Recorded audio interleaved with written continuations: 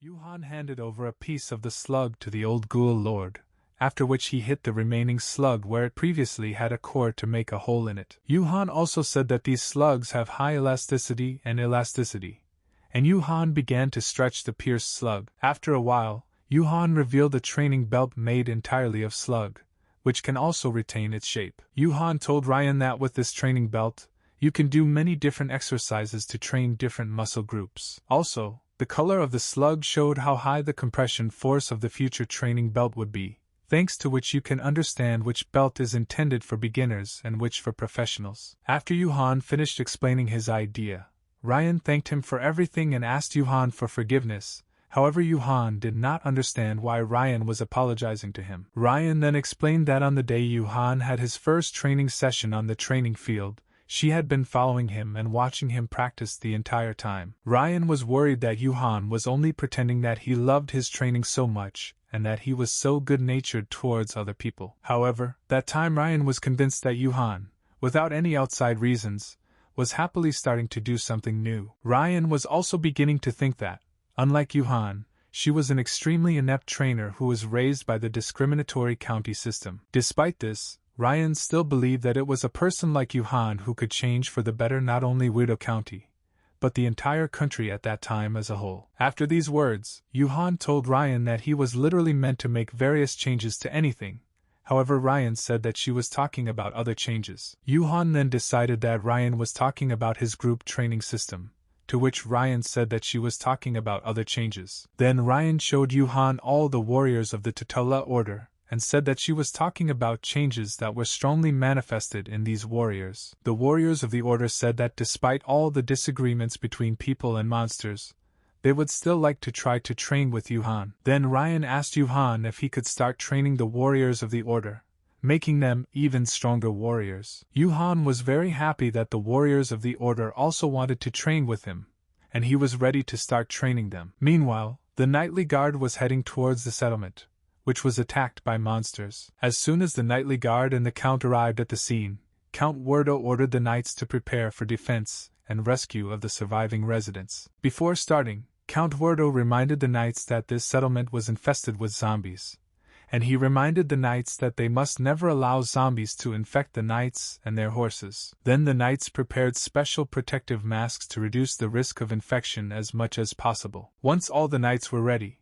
Count Werdo ordered all the knights to attack all the monsters they saw in the settlement. While Count Werdo's knights attacked the zombies and tried to save the remaining residents, a monster named Ben sat with his partners in the bushes and watched everything that was happening. At one point, one of the monsters, which was an evil dog named Bidorman, suddenly began to bark and give away the location of Ben and his partners. Ben believed that now was not the best time to attract unnecessary attention to himself, and he tried to calm down Bidorman. However, Bidorman did not stop barking and running in a circle, and then Ben hit Bidorman with all his might to make him shut up as quickly as possible. After Ben's blow, Bidorma first fell to the ground and lay in that position for a couple of seconds, after which he rose to his feet again, trembling with fear and not making unnecessary sounds. After this, Bidorman approached Ben, who said that they should wait a little longer before coming out of hiding and joining the battle. Ben also believed that these zombies, which had infested the entire village, were only consumables, whose losses would be extremely insignificant. Meanwhile, Yuhan gathered all the ghouls and warriors of the order to the training field, where Yuhan tried to arrange group training again. Before starting to train, Yuhan explained to the warriors of the order that there are certain limitations in the amount of strength, and at first they will train only those muscles that they need. At this moment, the head of the order told his warriors that after warming up and stretching, they should begin to pump up their abs. However, Yuhan told the boss of the Eagle that today, instead of doing abs, they will do CrossFit. However, this was the first time the mentor had heard such a word as CrossFit, and then he asked Yuhan to explain to him and his warriors what CrossFit is. Yuhan explained that CrossFito is a set of exercises that includes long-term exercise of varying intensity. In other words, Yuhan explained that CrossFit is a sport aimed at creating a hexagon that involves various functions of the body. Yuhan also believed that during group training, a kind of competition appears between the participants, during which each participant tries to put more effort into performing the exercises. Yuhan had previously reported all the groups to the old ghoul lord, and so everyone had to find out from the old ghoul lord who was in which group, after which they would begin training. After all the ghouls and warriors of the order were distributed into their groups, Yuhan announced the start of the training. First, all groups began by lifting heavy weights, moving the weights from their legs in front of their bodies. After this, the ghouls and warriors of the order began to lift the barbell and stand. After lifting the weights, everyone began squatting with the weight, which the old ghoul lord made heavier for each ghoul and warrior of the order. Meanwhile, the knightly guard under the command of Count Werdo continued to fight off the hordes of zombies. At one point, Yukon heard loud screams coming from the burning settlement, and then he decided to ask the mentor of the order where these strange sounds were coming from. The mentor explained that nearby settlements were being attacked by zombies, and the night guard regularly moved to the scene to fight off the zombies and prevent them from getting too close to the county. The master of the order also considered that this time the enemy forces were stronger than usual, and therefore the knights could send a signal asking for reinforcements. Meanwhile, Yuhan tells the viewer to stop sitting around all day and go to the nearest gym to start improving and become better every day. At that moment, the order's master realized that Yuhan was not listening to him, and that he was only thinking about how the ghouls and his warriors were doing the exercises. Meanwhile, the night guard finished fighting off the zombies, and Count Werdo told the warriors that every warrior did a good job today. Werdo also told his warriors that his reconnaissance had discovered a monster base nearby, and he offered to try to destroy this base and get rid of the monsters once and for all. All the knights were ready for another battle with the monsters, after which the entire knightly guard, along with Count Werdo, headed towards the monster's base. As soon as the night guard reached the monster base, all the knights immediately began to attack all the monsters. The new leader of the knightly guard told Count Werdo that he was worried that they had gone too far from the county. However, Count Werdo was confident that the knights would easily deal with the zombies, since the zombies showed no signs of intelligence, so they had no tactics against them. Then Count Werdo looked at how successfully his knights fought off the zombies approaching them. After this, Count Werdo ordered his knights not to slow down and continue to exterminate the zombies in order to completely dislodge them from the territory of the county. Meanwhile, several guard soldiers reached a place in the forest where Ben was waiting for them. However, as soon as Ben snapped his fingers, Benamart appeared next to him, paired with a monster that looked very much like a giant. At this moment, Ben said that he now has a great advantage over the knights. Just as the knights were about to attack Ben told the knights that they should use spears during the battle, as swords were extremely ineffective weapons. After this, Ben ordered Benamard and the giant to attack the knights, and they immediately attacked the knights. At this moment, Ben noticed that the knights could not help each other in such a situation, which once again proved the uselessness of the sword in a real battle. While Ben continued to tell the knights about the uselessness of the sword, Count Werdo immediately attacked Ben. However, Ben managed to repel Count Werdo's attack with his small magical staff. Ben told Count Werdo that they had not seen each other for a long time, and that the Count had grown very old since their last meeting. At this moment, Count Werdo did not understand how Ben managed to remain the same as he was at the time of their last meeting, since Ben did not know how to control combat energy the same way Ryan can. A second later, Ben jumped away from Count Werdo and said that despite the fact that he had independently researched combat energy, after which he took out several syringes with unknown contents. A second later, Ben injected several syringes into his arm, after which he also channeled the power of his staff into his chest. After a few seconds, Ben's body began to feel strong changes, from which his muscles began to grow at high speed. Soon Ben became many times larger than an ordinary person, and even an entire army of knights could not defeat him. Count Werdo looked at Ben with horror, and could not believe that Ben had finally begun to carry out his monstrous experiments on the human body. Count Werdo assumed that after Ben acquired such a terrifying form, his consciousness became much more unstable. Then Count Werdo decided that he must defeat Ben at any cost until the rest of the monsters intervened in their battle. Then Count Werdo used his fighting energy and tried to defeat Ben. However, Ben was not only able to survive Count Werdo's blow, but also throw him back a great distance. As soon as Count Werdo regained consciousness after hitting Ben so hard, he began to think about how Ben managed to gain so much power. At this moment, Ben had already managed to reach Count Werdo to finally finish him off. However, Count Werdo was still able to fight, and then he again used his fighting energy to dodge Ben's blow. At this moment, Count Werdo only thought that if he had not managed to dodge Ben's attack, he would definitely have been able to kill him. A second later, Ben used the strength to jump high enough to reach Count Weirdo and get rid of him in the air. Then Count Weirdo thought that if he could predict the trajectory of Ben's attack, then perhaps he would have some chances to at least weaken Ben. At this point, Count Weirdo tried to use his combat energy again to try and attack Ben. Weirdo's efforts were not enough, and Ben easily interrupted his reception. A second later, Ben channeled his power to throw Count Weirdo back with even greater force. After a couple of seconds, the Count fell to the ground, and due to the great force of the blow, he was thrown away from several trees. Soon Count Weirdo landed next to one of the trees, and all he could think about was that Ben was too strong to defeat him. Weirdo also tried to understand how Ben managed to gain such enormous power. A second later, Ben began to walk towards Count Weirdo and tell him that his strength was the result of the development of civilization. Ben also told Count Weirdo that his people constantly refused new ways to become stronger, engaging only in fencing, which is why people became so weak. Ben also said that because of their reluctance to develop in something else, people have become so weak, while monsters are trying to use something new to their advantage. Then the Count asked Ben how he could say such things if Ben himself knew how strong Ryan was. However, Ben only told Count Weirdo to look at the situation his knights were in now. Count Weirdo did not understand that such a terrible thing could happen to his knights, but Count Weirdo was shocked by what he saw. The Count saw Ben's giant deal with his knights without any pity. Meanwhile, Bedorman used powerful hurricanes in battle, which absorbed all the knights in their path. Ben told Weirdo that this battle perfectly shows the difference in the strength of people and monsters. Ben also believed that this battle perfectly illustrates how the constantly developing side of the conflict dominates those who have long ceased to develop their capabilities. In addition, Ben believed that in any field there are those who can surpass everyone else, but one should not try to focus on their capabilities and ways of solving problems. At this moment, the number of zombies began to grow rapidly, and because of this, the knights could not in any way resist the hordes of zombies. Meanwhile, Count Weirdo could only look at how his knights were dying and think that they could not die so easily. However, Ben only looked at Count Weirdo and thought that even so,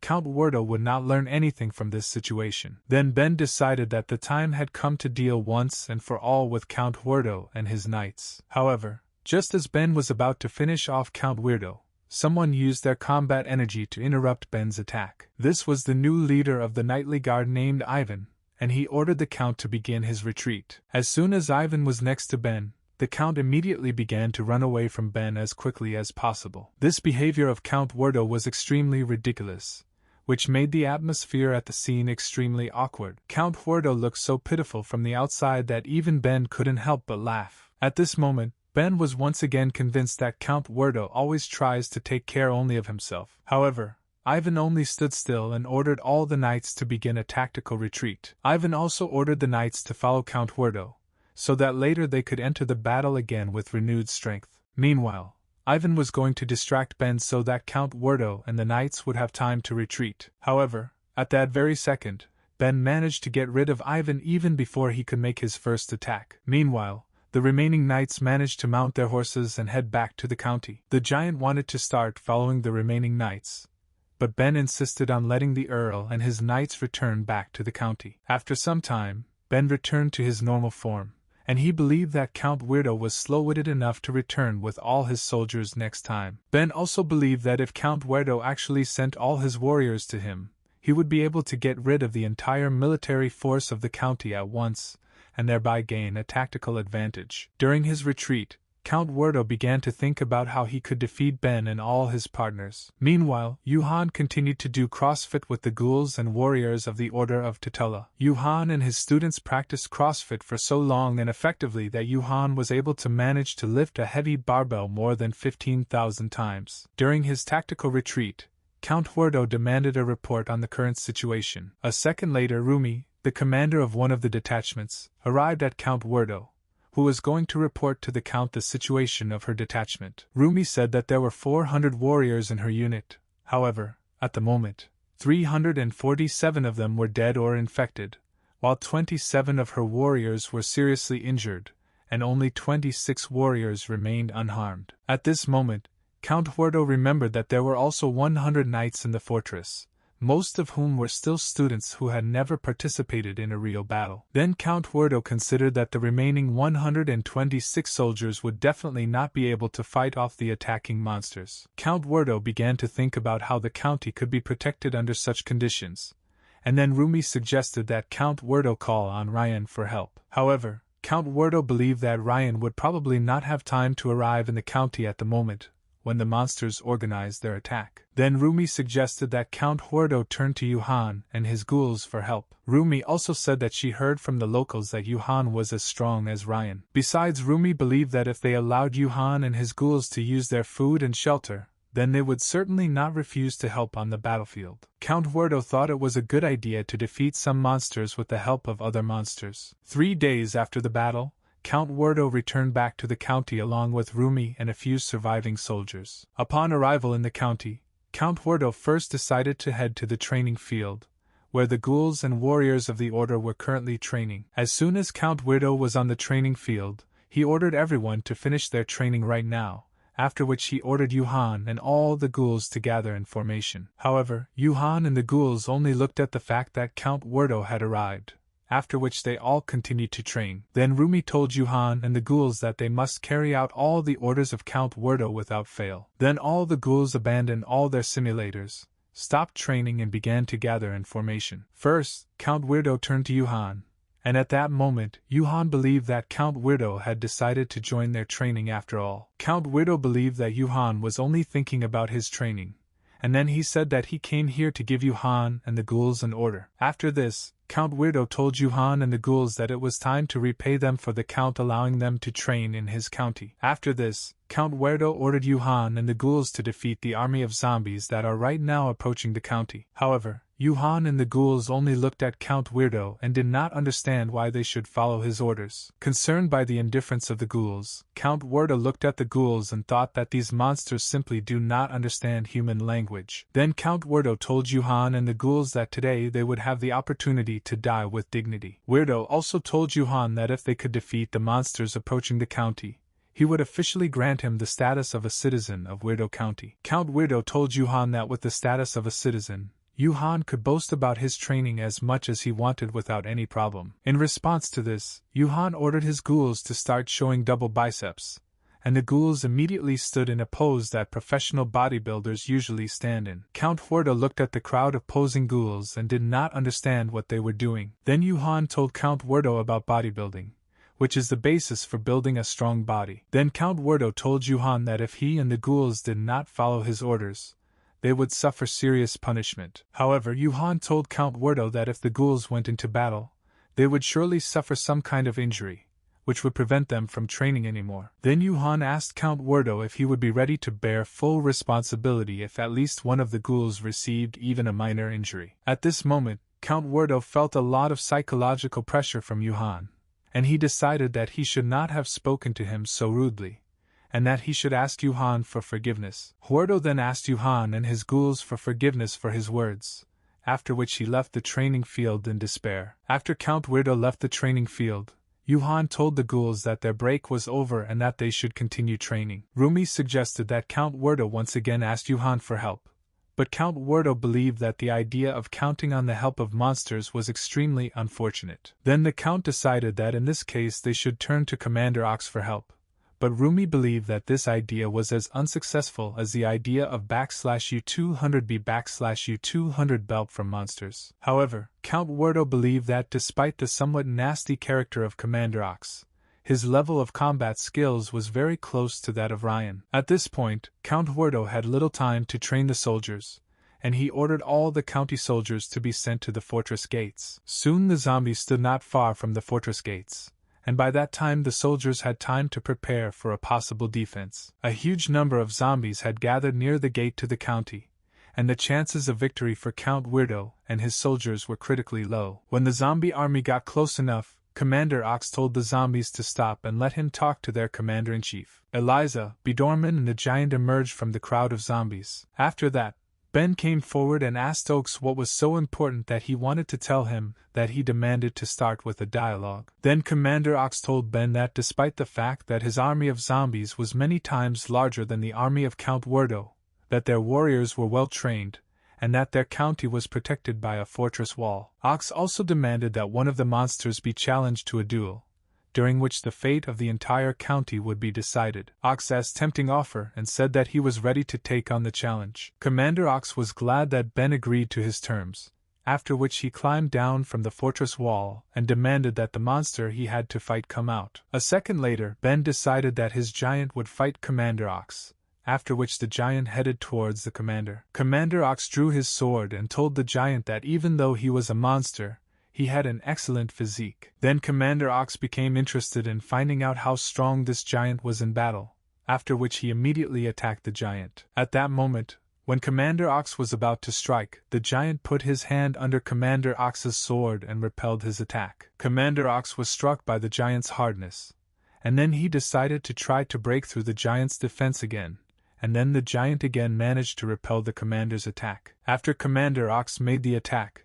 the giant immediately spat acid in Commander Ox's direction. However, Commander Ox easily dodged the giant's spit, causing the acid to fall on the ground and begin to corrode all the flowers and grass nearby. At this moment, Commander Ox became interested in how the giant managed to get such a powerful and strong body. The giant called himself a danger and told Commander Ox that he is always strong in anger. After a couple of seconds, the giant began to try to escape from Commander Ox, but the commander was not going to end the battle so quickly. Then Commander Ox ran after the giant, telling him that their battle would last until one of them died. After a few seconds, Commander Ox managed to catch up with the giant, and at that moment the giant told the commander that he had fallen into their trap. At that same second, Count Werdo told Commander Ox that he should be more careful, because at that moment someone threw a large bone towards the commander. Commander Ox noticed that Bidorman had thrown a bone at him, and then he ran towards Bidorman, saying that no one should interrupt his sacred battle. Meanwhile, Ben managed to use several syringes to increase strength in order to neutralize Commander Ox with one blow. At this moment, Ben only laughed at the words of Commander Ox, thinking that this battle was not sacred at all. At the time of the attack, Ben told Commander Ox that he agreed to the duel only in order to get rid of his last obstacle, which was the commander himself. Ben was also glad that he did not have to try to lure out Commander Ox on his own, since he himself entered the battle and was defeated. At this moment, Count Werdo and Rumi only watched as the giant, without any pity, beat Commander Ox to a pulp. A few blows later, the barely alive Commander Ox asked for forgiveness and begged Ben for mercy. Ben used another syringe and sarcastically told Commander Ox that he would definitely spare him, while the giant continued to beat the commander non-stop. Soon Ben ordered the giant to finish with the Commander Ox, and then the giant took the commander in his arms and threw him high into the sky. The body of the half-dead Commander Ox flew high into the air, and after a few seconds the commander began to fall into the crowd of zombies. Within seconds, Commander Ox turned into just another zombie, losing all of his humanity and all of his sanity. Count Werdo and Rumi could not believe that they had lost Commander Ox so quickly. At this point, Ben told Count Werdo that if he surrendered and left him his earldom and castle, then he would let him live. However, Count Werdo told Ben that he would never in his life give up his county and his castle to someone who had lost all his humanity. Then Ben told Count Werdo that even if he really gave him the county and the castle, he would still kill him. After that, Ben ordered all the zombies and his partners to start breaking through the gates of the fortress. As soon as the zombies began to advance towards the fortress, Count Werdo ordered his warriors to begin firing with arrows. However, previously warriors only trained in close combat with swords, and therefore they did not know how to shoot a bow. Rumi realized that their situation was beginning to deteriorate, and she asked Count Werdo what they needed to do. However, Count Werdo was in such great despair that he did not know how they could improve the situation. Count Werdo was so frightened that he simply began to run away, telling Rumi that he no longer knew what to do. Count Werdo ran past the houses of the county residents, thinking about how he could save his county. Also, Count Werdo could not stop thinking about what people would think when they found out that he began to run away from the problem like the last coward. In addition, Count Werdo remembered how his late father told him that running away was the act of a coward. Ryan also often reminded Count Werdo that all his problems were related to his cowardice. One of the librarians believed that escaping from the battlefield was a certain virtue for Count Werdo, since there was a chance that the people led by Count Werdo would follow his example. It was especially difficult for Count Werdo to remember that moment in his life when one day, because of his cowardice, he lost his beloved wife. At this moment, Count Huerto did not stop talking about how he hated himself for constantly trying to run away from his problems. Huerto also said that it was difficult for him to bear this burden of responsibility for his county. The Count then decided that he must try to protect his men anyway,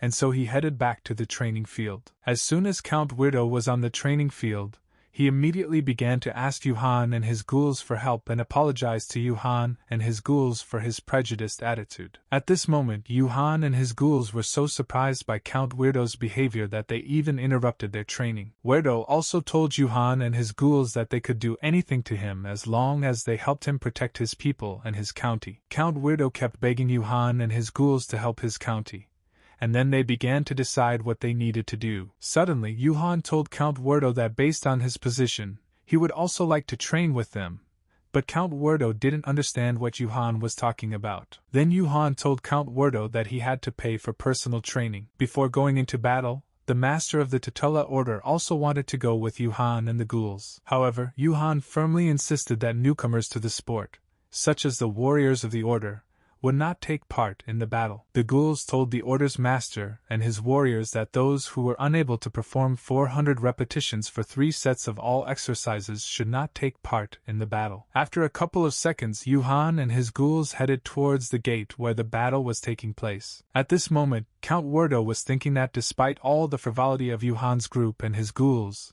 they still looked cool and intimidating enough to instill fear in their enemies. Soon, Yuhan and his ghouls decided to speed up a little in order to get to the battle site much faster. After a couple of minutes, Yuhan noticed that if he and his ghouls ran in a straight line, they would end up right next to the gate where the battle was now taking place. However, Yuhan believed that the situation was becoming more serious with each passing second, and then he and the ghouls decided to start interval training in order to also develop their speed and endurance. After a couple of seconds, Yuhan and the ghouls began to run to the battle site as quickly as possible, and Yuhan told the ghouls to run at this pace for about 90 seconds. Soon the old ghoul lord began to fall behind the ghouls, since he almost never trained with the rest of the ghouls, and within seconds he fell behind Yuhan and the ghouls. Meanwhile, the zombies had already managed to get through the gate, which is why they began to attack local residents. However, despite the fact that there were more and more zombies in the county,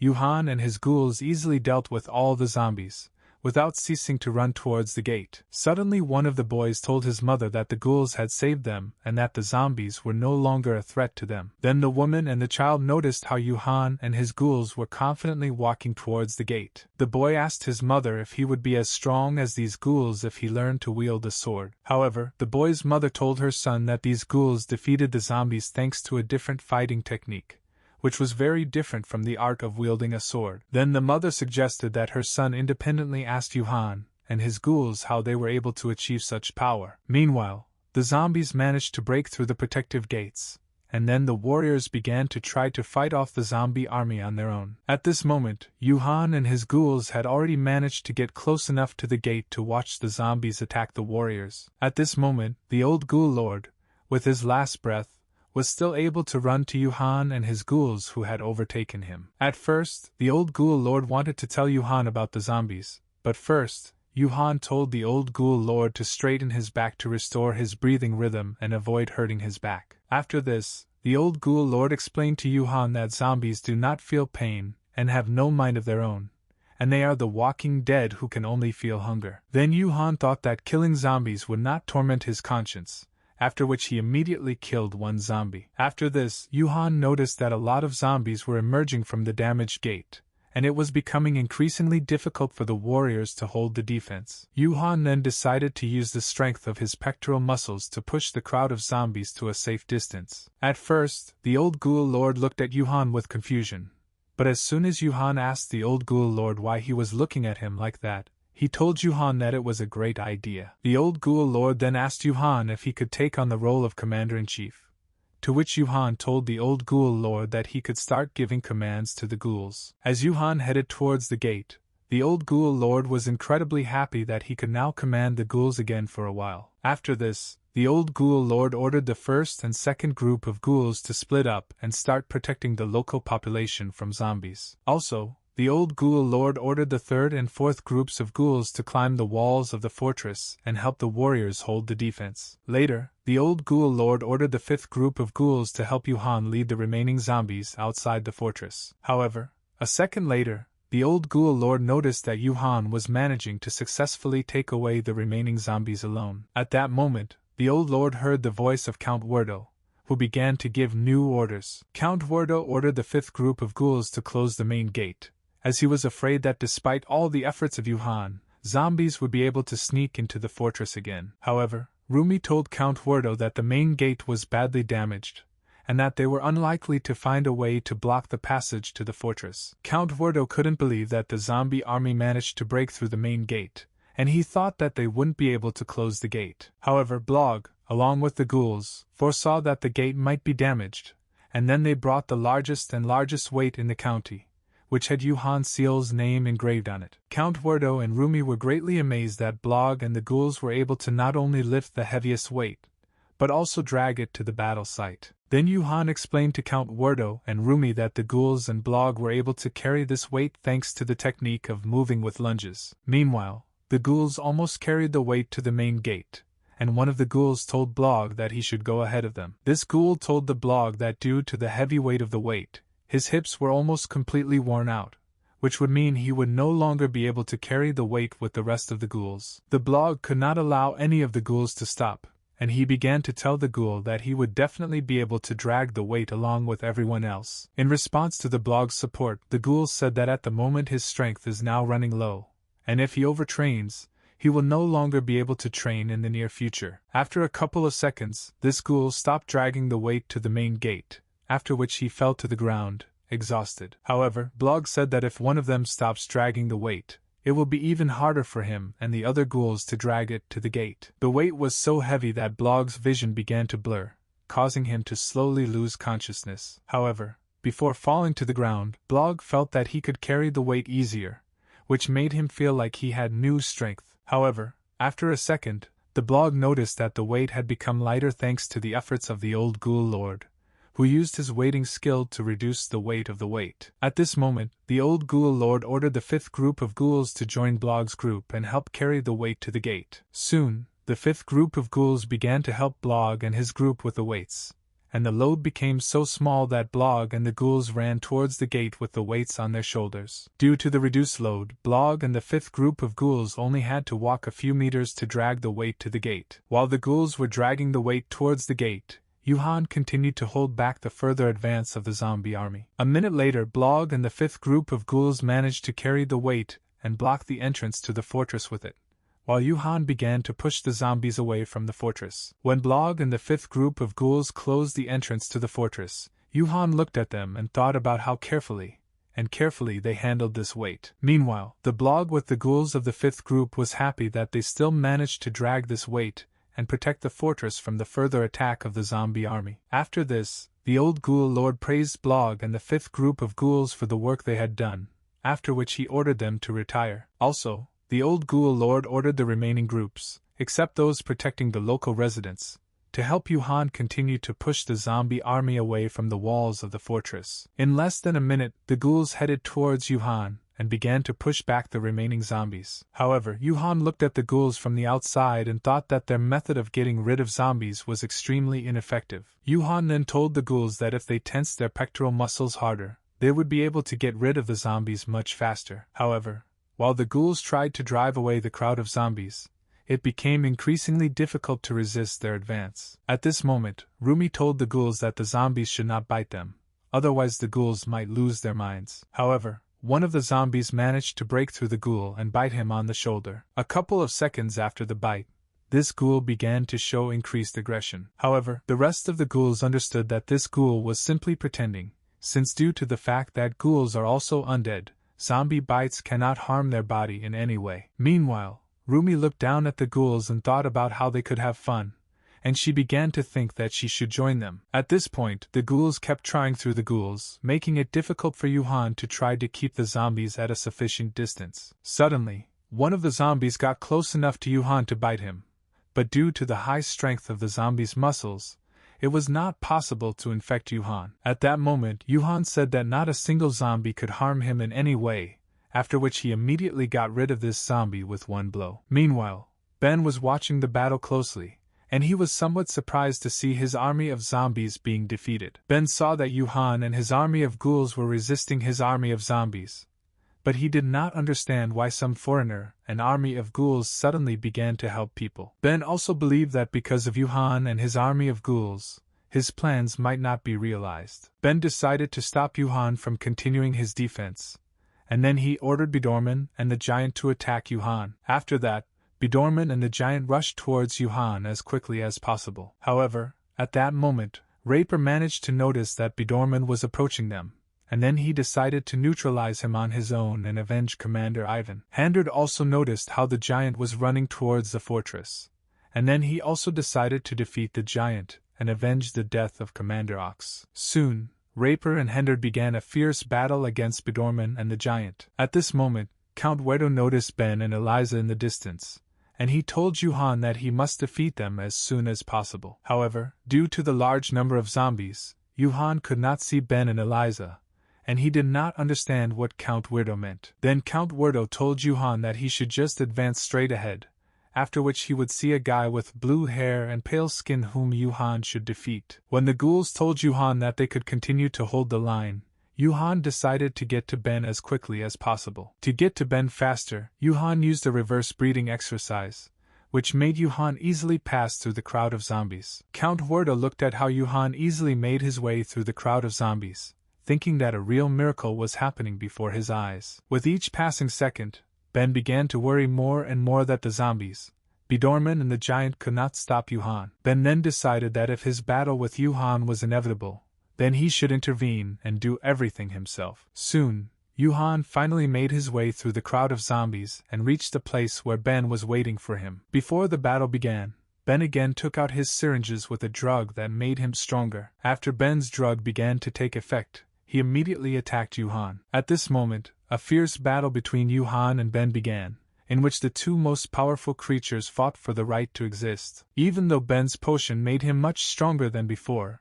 he was still unable to withstand Yuhan's strength. Then Yuhan believed that Ben was the very monster because of whom Yuhan could not train the warriors of the Tutula order at first. Out of anger, Yuhan began to squeeze Ben's hands more and more, causing Ben to experience extreme pain. Ben didn't know what to do in this situation, and his enhancement potion didn't give him any advantage against Yuhan. A second later, Yuhan grabbed Ben tightly and pushed him to the ground so that Ben would not have the slightest chance to resist. Yuhan's grip was so strong that Ben could not breathe, and then Ben decided to use his staff to try to get out of Yuhan's grip. However, despite the strength and number of magic techniques that Ben used, Yuhan received virtually no damage. After that, Yuhan tensed his muscles even more and prepared to use the climbing exercise to weaken Ben as much as possible. After that, Yuhan ran as fast as possible without letting go of Ben or picking him up from the ground. Yuhan ran so fast that he managed to break the sound barrier,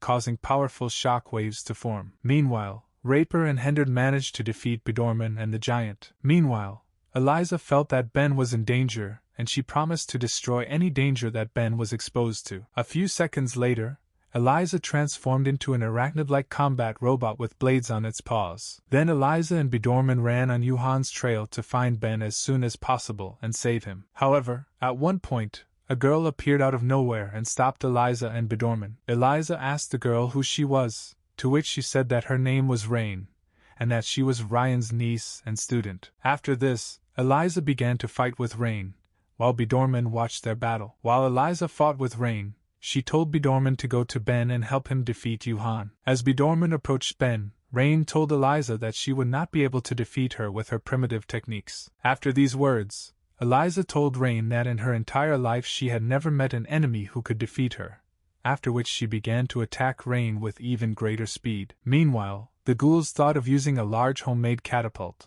with which they were going to defeat the remaining crowd of zombies. While the ghouls pulled on the large, thick rubber, the old ghoul lord controlled the weight of the projectiles the ghouls used to load the catapult. When the ghouls fired a projectile, the old ghoul lord would make the projectiles lighter so they would travel as far as possible. However, when the projectiles traveled a certain distance, the old ghoul lord made the projectile heavier. The moment the projectile became heavy enough, it exploded into countless small fragments that fell to the ground at high speed. When the shell fragments hit the ground, they created several powerful explosions that could neutralize a huge number of zombies. However, the zombie army was too large and launching one projectile was not enough, so the ghouls would collect more projectiles as quickly as possible and fire them again. Meanwhile, the first group of ghouls were still checking the village for zombies that had sneaked into the county. The second group of ghouls urgently began restoring the main gate and other damaged areas of the fortress. With the number of zombies greatly reduced, the old ghoul lord told the other groups to stop pushing back the remaining zombies and start getting rid of them themselves. At this moment, Count Weirdo watched with interest how skillfully the old ghoul lord gave orders to the rest of the ghouls. Weirdo also believed that the old ghoul lord gave orders as if he was watching everything that was happening from above. Then Count Weirdo remembered how, as a child, his grandfather told him tales that in this world there are monsters who side with people and help them. At that moment, Count Weirdo remembered an ancient legend about how the legendary monster Erdogan helped people during the Fourth Great Demonic War. Count Weirdo did not stop looking at the old ghoul lord and thinking that the old ghoul lord had something similar to the Erdogan. Meanwhile, Yuhan continued to run at great speed, holding Ben in one hand and leading him along the ground. At this moment, the giant had already managed to reach Yuhan to try to stop him and save Ben. The giant believed that if he hit Yuhan in the stomach with all his strength, he would definitely stop from the pain, and then the giant would have the opportunity to save Ben. However, when the giant hit Yuhan in the ribs, Yuhan not only did not feel any pain, but was also able to grab his arm with his external oblique muscles. Ben was on the verge of death, and he could not do anything against Yuhan's strength. Meanwhile, Yuhan grabbed the giant's hand more and more tightly, and the giant could not free himself. At this moment, Bidorman also managed to run to Yuhan and get close enough to him to attack him. In order to attack Yuhan, Bidorman threw 2 dice towards Yuhan to use Banadu. While using Banadu, Bidorman specially combined his necromancy skills with wind magic, which caused a strong storm to appear, in which the bones of Ben's fallen enemies swirled at high speed. During Banadu, bones inside the storm became much stronger, and anyone who found themselves in Banadu could die in this storm in a matter of moments. However, despite the fact that Bidorman created several Benados at once, their strength was not enough to inflict any damage on Yuhan, and Yuhan felt as if someone was giving him an intense massage. Even though Banadu did nothing to stop Yuhan, Ben still called Bidorman a good boy, which made Bidorman stop being sad. At this point, Ben used several more syringes of the enhancement potion to make himself even stronger. However, Yuhan believed that no matter how many syringes with his medicine Ben used, he still would not be able to surpass Yuhan's strength. However, after just a few seconds, Ben became so strong that he was able to grab Yuhan with his large hand and stop him. At this moment, Ben had become so large and strong that Yuhan's hand was not enough to grab Ben again. Due to the fact that this time Yuhan could not resist Ben in any way, Ben immediately decided to take advantage of this opportunity to attack Yuhan. Ben's blow was strong enough to push Yuhan several tens of meters away. While Yuhan was in the air, he noticed that Ben had become so fast that he practically disappeared from where he hit Yuhan. As soon as Yuhan landed, Ben immediately began running from one tree to another, showing off his speed, which resembled a small bouncing ball bouncing from one wall to another. Even though Ben was too fast to attack him, Yuhan did not run away and began to think about how he could defeat him. Yuhan then decided to contract his muscles as much as possible while Ben tried to attack him. Muscles can be divided into white and red muscles, and they differ greatly in the fibers of attachment to the bones. Red muscles play a big role in getting oxygen, and these muscles contain a lot of myoglobin, which makes them tired much longer, but they also take longer to contract. Meanwhile, white muscles have less myoglobin, which causes them to fatigue more quickly, but also contract faster than red muscles. Then Yuhan decided to simply strain all his muscles and take all of Ben's blows until he got tired. Ben soon began to push himself away from the trees towards Yuhan to try and knock him down, and subsequently overpower him. However, no matter how strong Ben's blows were, Yuhan could withstand all of his attacks without any problems. After each attack, Yuhan continued to pose and tense all his muscles to continue to withstand all of Ben's blows. Yuhan believed that in this battle the winner would be not the one with the stronger blows, but the one with the more resilient and enduring muscles. However, even with such a plan, Yuhan still did not understand that Ben's body was very different from that of an ordinary person, since Ben was born in an unnatural way. At one point, Ben developed too much speed, and then Yuhan decided to use a press to withstand Ben's attack. A split second later, Ben pushed off one of the trees with all his strength and attacked Yuhan, and a new shock wave formed in their place. Ben wanted to know how Yuhan managed to not only withstand all his attacks, but also provide adequate resistance to him. After a few seconds, Ben bounced away from Yuhan again to try to attack Yuhan again. Yuhan thought that even though Ben had a strong physique at the moment, he couldn't even think about the fact that muscle control played a big role in his defense. Yuhan also thought that even though his muscles were constantly growing thanks to his training, it was still difficult for him to withstand all of Ben's attacks. Despite the pain in some parts of his body, Yuhan still continued to tense his muscles and take all of Ben's blows and wait until Ben finally stopped. Meanwhile, Raper and Hendard continued their battle against the giant Ben. The giant used various techniques to quickly defeat Raper and Hendard, such as spinning in place, which created powerful air currents that prevented Raper and Hendard from attacking him. After his next attack, the giant began to provoke Raper and Hendard into aggression, telling them that they were too weak to defeat him. Then Raper told the giant that although they were indeed weaker than him, their strength of friendship was stronger than him. After that, Raper ran towards the giant, preparing all his fighting energy to use his fighting techniques. However, despite Reaper's high maneuverability, the giant managed to neutralize Reaper and interrupt his attack. Hendard believed that he could not throw Raper, and then he decided to attack the giant as soon as possible so that he could not finish off Raper. However, at that moment the giant managed to concentrate his combat energy to dodge Hendard's attack. At that same second, the giant dodged Hendard's attack with lightning speed, which is why Hendard could have accidentally killed Raper. Due to the large weight of the sword and its strong inertia, it was extremely difficult for Hendard to interrupt his attack on his own. Despite this, Hendard still managed to stop his sword and not kill Raper with it. Even though Hendard was able to prevent Raper's death, the giant was already standing behind Hendard and prepared to attack him. At the same moment, Hendard heard a very loud sound behind him, and he decided to find out where this sound came from. Then Hendard saw the body of a stricken giant lying a few meters away from him. Hendard also saw Yuhan, who was able to get to the battlefield and quickly neutralize the giant. After Yuhan neutralized the giant, he jumped high into the air again to continue his battle against Ben. After a couple of seconds, Hendard looked at the giant's lifeless body and decided that he, too, should start training with Yuhan and his ghouls. Meanwhile, Ryan was in one of the villages, which was located closer to the county border. One of Count Huerto's ambassadors went to this village to inform Ryan about the current situation. When the ambassador found himself in one of the houses where Ryan was,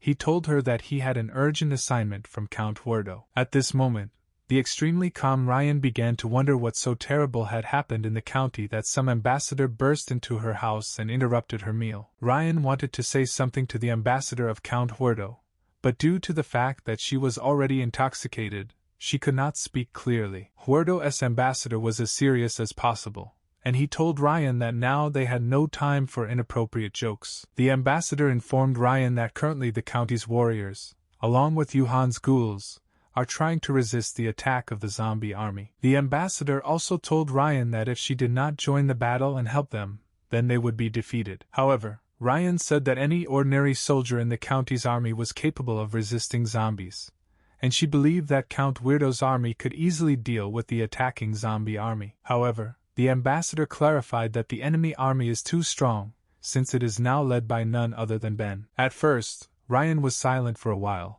after which she began to laugh quietly. Ryan's behavior, and he told her that now they must help the soldiers defeat the enemy as soon as possible. However, Ryan believed that Ben was very unlucky to have such a valuable warrior as Yuhan and his army of ghouls on their side. The ambassador did not understand what Ryan was talking about, and then Ryan explained to the ambassador that at the moment the county has 2 people, thanks to which they will be able to cope with the zombie army. Ryan considered the first such person to be Yuhan, who has a strong enough physique to defeat any enemy. Ryan considered the second such person to be her niece Rain, who was also considered one of the most powerful warriors on the entire continent. Meanwhile, Rain continued to fight Eliza, using all her skills and wisely using her combat energy. In ancient times, people and monsters constantly fought against each other for the right to exist. One of the very first such wars began back in the days when people used elves as slaves. Then one of the human doctors named Cho Sok Pil Lates developed and distributed among people a special method of training and meditation,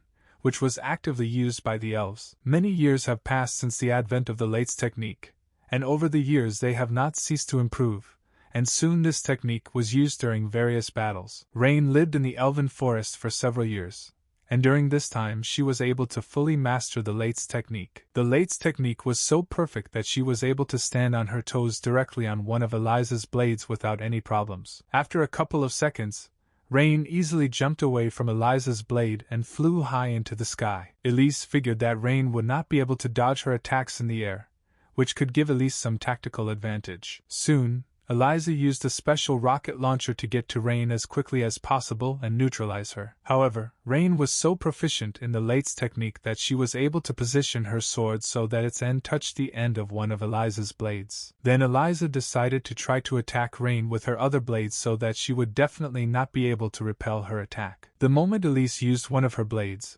Rain was able to squeeze the blade of Elisa's blade so tightly that the blade simply could not harm Rain in any way. Afterwards, Rain gripped the blade with her legs even tighter to give her some support in the air until she landed on the ground again. At that moment, Rain, with a calm face, told Eliza that despite all her efforts, she did not consider her a worthy opponent. However, Elisa prepared the rest of her blades and told Rain that she did not yet know what she was still capable of. Rain understood how Eliza would attack her, and then she began to quickly spin her sword in a circle. At this moment, Eliza began to try to attack Rain as quickly as possible, but Rain repelled all attacks without any difficulty. Rain became so uninterested in fighting Eliza that she began giving her advice in battle, such as trying to trick Rain. Eliza realized that Rain was trying to humiliate her, and then she told Rain that she was not going to take advice from her opponent. At this point, Rain began to spin her sword even more, and she told Eliza that if she really wanted to stay alive,